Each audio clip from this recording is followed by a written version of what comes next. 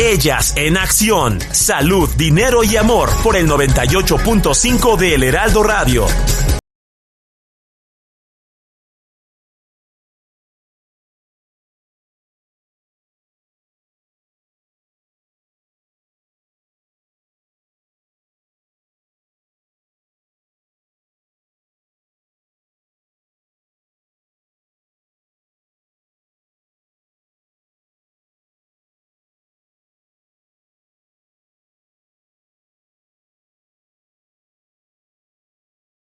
Radio. ¿Y cuáles son las tendencias laborales para el 2026? ¿Dominará el trabajo en casa? Para platicarnos de esto ya nos acompaña Arlet Leal. Ella es directora asociada de Red Ring, que es una empresa de recursos humanos. Muy buenas noches, Arlet, qué gusto saludarte.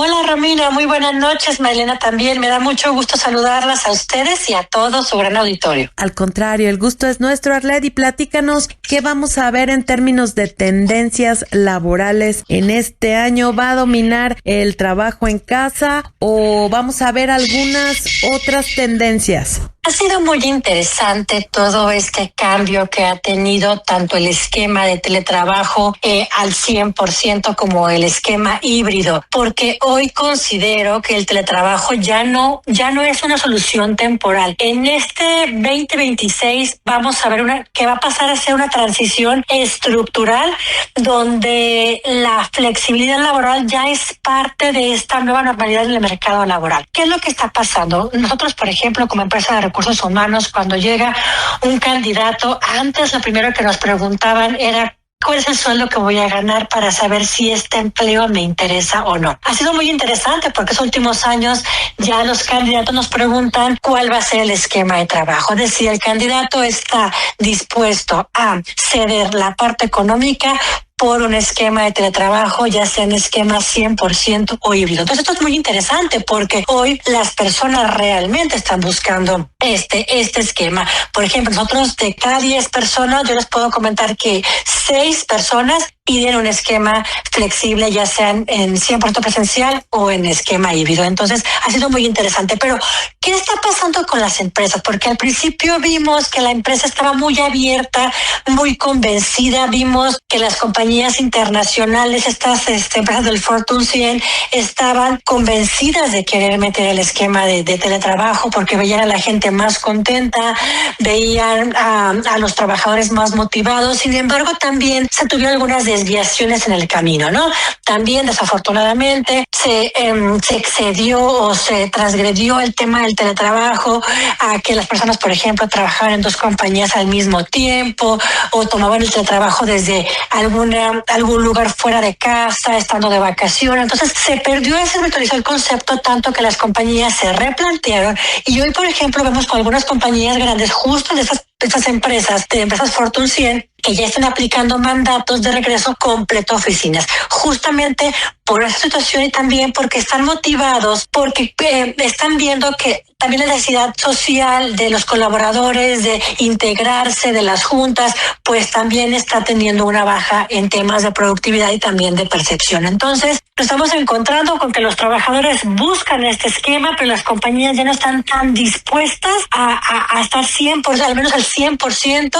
Entonces, vemos nosotros, por ejemplo, que estamos en medio con empresas de recursos humanos, pues una lucha, ¿no? Entre jalar un poquito, pero bueno, evidentemente creemos que hoy la fórmula por el momento es un esquema híbrido de algunos días en la oficina y algunos días en casa. Arlet, muy buenas noches, te saluda Marielena Vega. Yo ahorita que decías que, bueno, pues antes buscaban, por ejemplo, cuánto van a ganar, después esquema de trabajo. Creo que en mi época lo que se buscaba eran las oportunidades de desarrollo. Hoy, de frente a esta tecnología, a lo que se vivió después de la pandemia, las tendencias, las nuevas generaciones, las empresas están capacitadas, las empresas están adoptando estas nuevas fórmulas e incluso donde los jóvenes buscan no solamente un trabajo, sino a lo mejor diversificar. Lo que acabas de comentar, Marilena, es muy interesante porque justo por eso es que no se ha adoptado al 100%, porque las compañías no están todavía preparadas. No hablo de las compañías grandes, hablo en México de las empresas chicas y medianas para medir esta productividad, ni para medir incluso desde la asistencia, ¿no? De cómo generar un sistema para saber si realmente la persona está conectada en horario laboral o no. Entonces, todavía falta tecnología justamente para evidenciar que la persona esté conectada, pero además faltan indicadores claros y medibles para certificar que la gente es más productiva o no en este esquema. Entonces, ahí está principalmente el área de oportunidad de las compañías en tener estos dos indicadores precisamente para que se pueda valorar si realmente es una fórmula correcta para esta compañía o no, porque va a depender de muchas compañías, ¿no? Incluso, pues evidentemente hay empresas como las de manufactura que es muy complicado que la gente esté obviamente en teletrabajo, pero a lo mejor la gente de oficina sí, pero otras compañías que se puede prestar, y aunque se pueden prestar, por ejemplo, como despachos contables, empresas administrativas, pero empresas de tecnología, por ejemplo, que crean sistemas, desarrollan sistemas y demás, pero el tema es realmente que la empresa pueda confiar que hay esa productividad en el trabajo, y eso es lo que hace falta en términos de tecnología, Marilena. Arlet, ¿es posible saber qué porcentaje de las empresas aplican este tema del trabajo en casa? Y dejamos fuera, como tú dices, a las manufactureras, a las empresas relacionadas con el sector salud y de seguridad, por ejemplo, pero ¿está avanzando, está creciendo este porcentaje de empresas que ya aplican esta posibilidad? Es muy interesante, Romina, porque creció, pero hoy está decreciendo. Por ejemplo, yo a nivel global te puedo decir que cerca del 27% de los días laborales hoy se realizan desde casa. Pero después de pandemia, este porcentaje, estamos hablando de un 50%. Entonces, se tomó como una estrategia temporal, como lo comentaba al inicio, pero después se volvió ya una estrategia para muchas empresas, una estrategia formal, pero hoy se está regresando. Entonces, hoy, por ejemplo, más del 50% de los empleados está combinando el teletrabajo con presencialidad. O sea, lo que ha bajado es completamente remoto y lo que ha subido es el esquema híbrido. Uno es en casa y otro es en oficina. Oye, Arlet, tú como especialista en recursos humanos, trabajo, ¿estás viendo que los jóvenes tienen cabida en el incremento laboral, en este impacto laboral, porque el desempleo y la informalidad sigue creciendo? ¿México está construyendo herramientas para verdaderamente darle ocupación a todos estos jóvenes? Hay un programa muy interesante de gobierno que ya tuvo pues digamos que una estabilidad unos años antes, que se llama Jóvenes Construyendo el Futuro. Este programa pues es básicamente con toda la intención de estos jóvenes que están saliendo, que están por salir de sus carreras, que puedan, técnicas o profesionales, que puedan tener una incorporación rápida en la empresa y sobre todo que tienen un subsidio para que no sea costoso para la compañía esta curva de aprendizaje. Me parece que es un buen programa, pues por supuesto con fortalecer de oportunidad, pero bueno, al menos es un programa interesante en el que da apoyo justamente a todos los recién egresados, porque pues evidentemente, como bien lo acabas de mencionar, Marielena, no está siendo tan rápida la transición de cuando un profesionista sale de su carrera en lo que logra un trabajo. Estamos hablando de que esa temporada puede ser de 3 a 6 meses, y 6 meses nos parece pues un tiempo demasiado amplio para que una persona pues pueda ingresar al mercado laboral. Con el tipo de iniciativas me parece interesante por parte del gobierno, bien aplicadas, pueden realmente ser un motor para que las personas podamos bajar este gap de mes o de tiempo.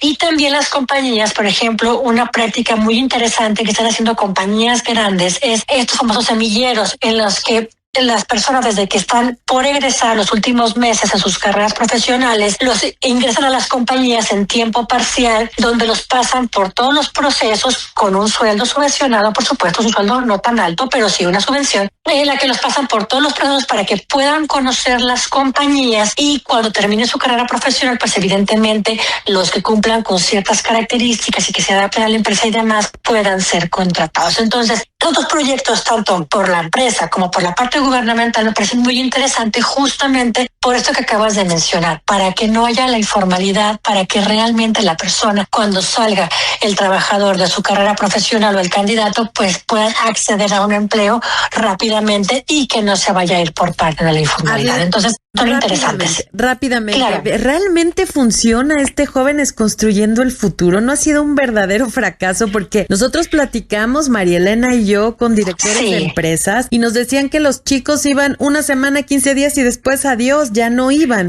Entonces, a mí me parece que no ha sido lo suficientemente exitoso. Sabes que tienes toda la razón, Romina, por eso mencionaba yo que tiene muchas áreas de oportunidad. En sí, el programa, como está en papel, es muy bueno, pero en la práctica nos dimos cuenta que no funcionó en forma adecuada. Hay que hacerle definitivamente ajustes, hay que hacer que realmente se cumpla como está, porque para la empresa puede ser un beneficio, ¿no? El tener un trabajador que es pagado por gobierno, pero cuando sea un trabajador productivo, evidentemente cuando sea un trabajador que realmente ejerce la función, que realmente va a hacer un trabajo, que realmente tiene compromiso y responsabilidad, ahí está. Entonces, por eso te decía yo que hay muchas áreas de oportunidad, hay que saberlo manejar para que evidentemente sea exitoso, pero falta mucho, falta todavía un nivel de maduración interesante y otras reglas que yo pues para que pueda tener ese éxito, pero sí, en realidad no fue en años pasados, para muchas compañías el programa más adecuado.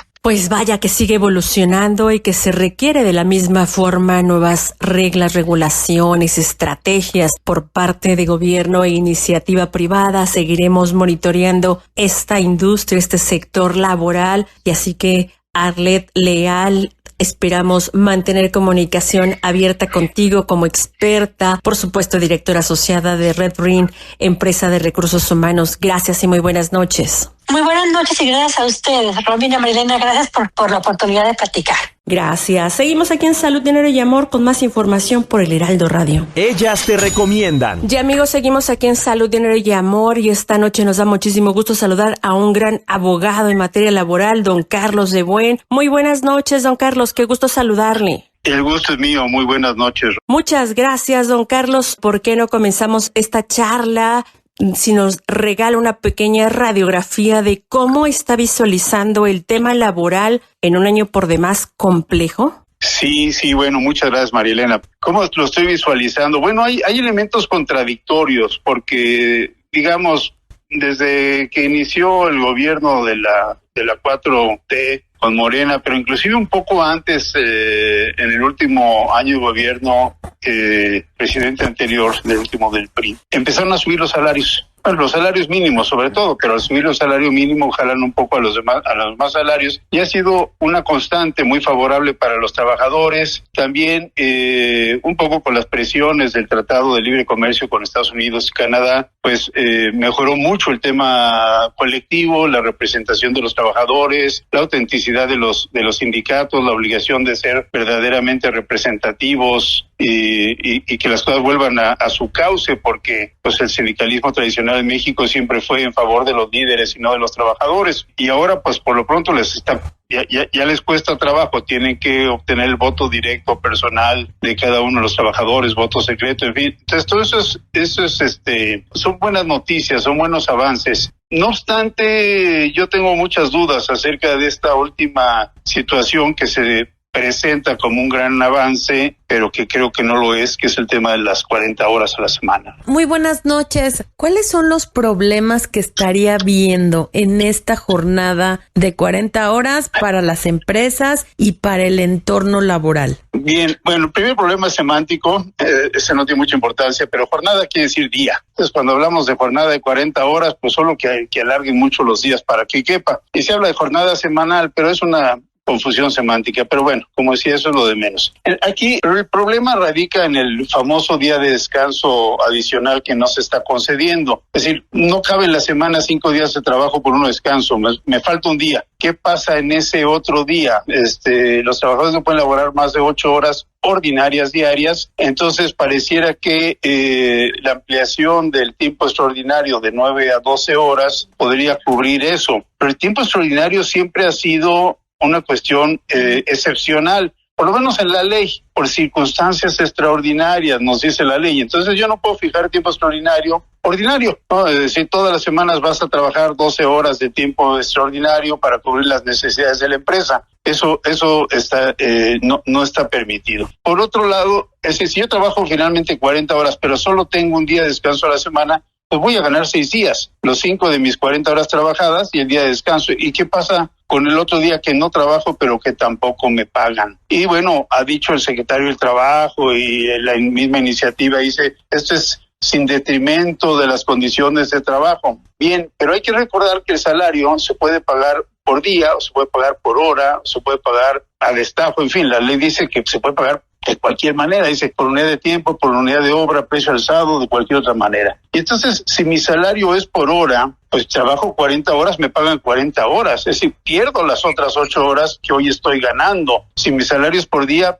pues lo mismo, porque voy a trabajar 5 días, pero el sexto no me lo van a pagar. Sí me van a pagar el séptimo, pero el sexto no. Entonces hay una terrible contradicción y confusión a la cual el gobierno no ha atendido debidamente. Y digo el gobierno porque es una iniciativa de la presidenta, con todo el respaldo pues del discurso del secretario de Trabajo, que insiste en que esto no afecta. ¿Por qué? Porque hay un artículo transitorio que dice que el cambio no afectará a los trabajadores, no implicará disminución en sus condiciones de trabajo, pero aun cuando esto fuera cierto con los trabajadores vigentes, ¿no? Con los que ya están trabajando, los que ya tienen una relación de trabajo establecida. Don Carlos, ¿cuál sería entonces una situación viable? Porque pues obviamente también el sector empresarial no está pasando las mejores circunstancias, tanto nacionales como internacionales.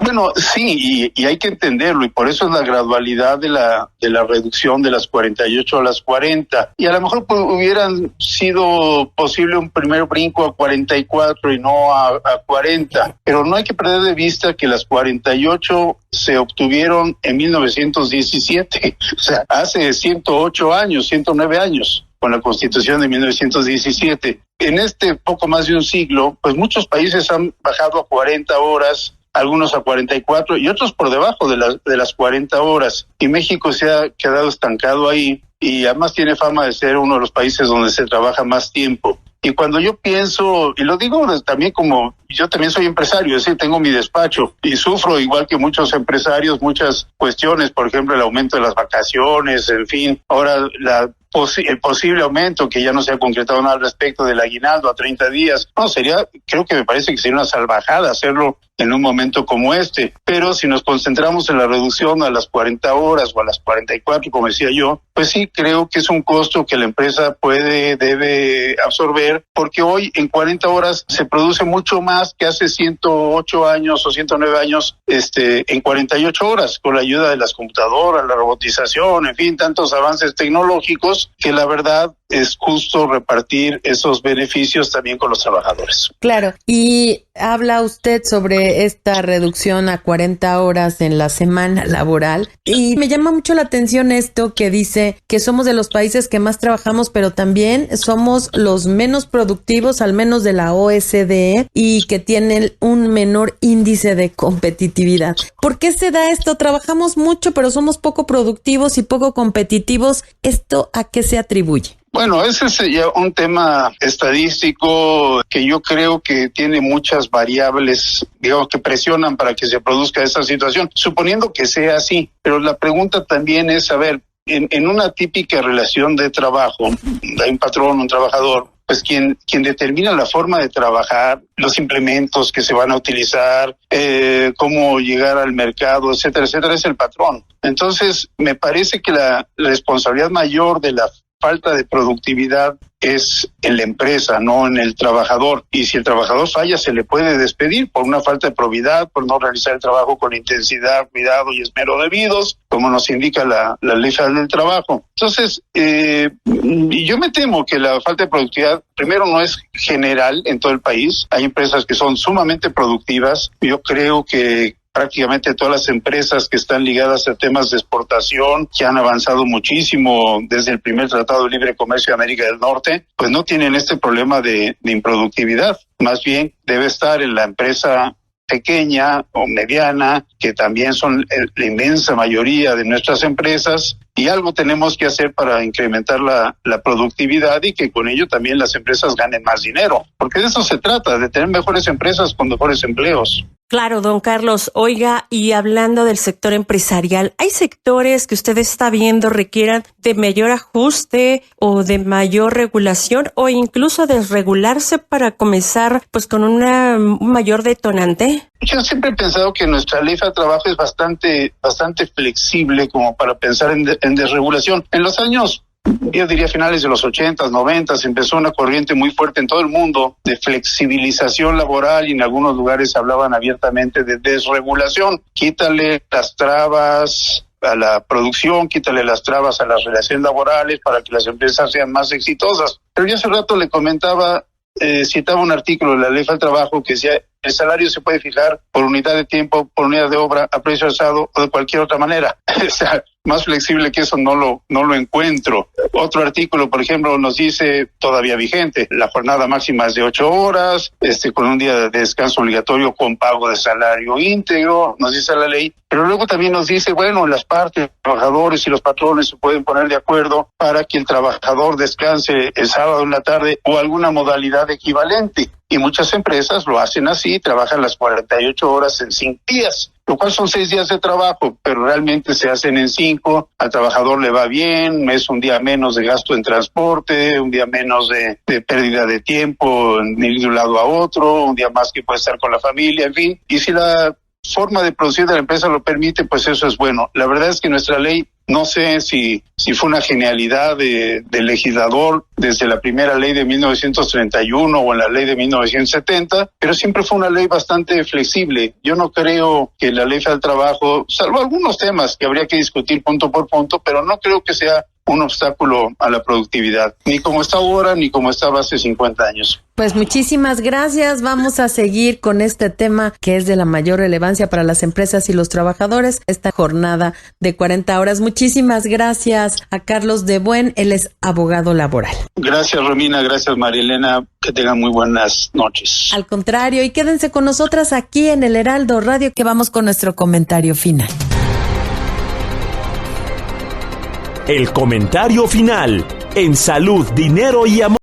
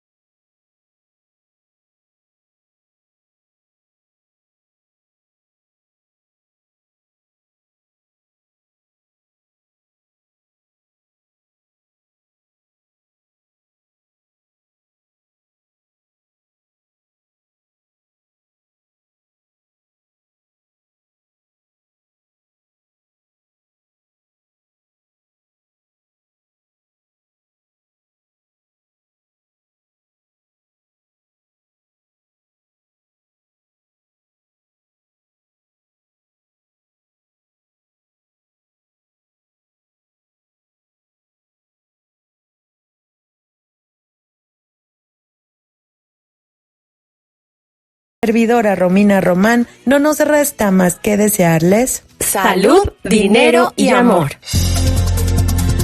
Salud, dinero y amor con Marielena Vega y Romina Román. Sigue teniendo una excelente noche por el Heraldo Radio.